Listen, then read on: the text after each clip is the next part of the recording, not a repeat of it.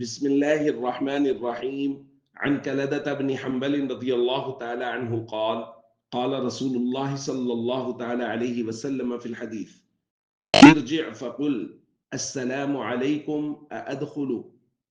رواه الترمذي.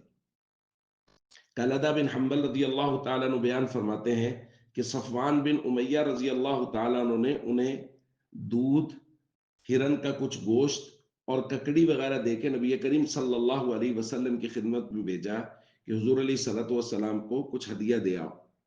والنبی صلی اللہ علیہ وسلم بأعلی الوادی، نبی کریم صلی اللہ علیہ وسلم مکہ مکرمہ کے بالائی علاقہ میں قیام فرما تھے۔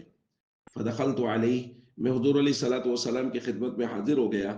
ولم اسلم ولم استأذن، نہ تو میں نے سلام کیا اور نہ ہی اجازت لی۔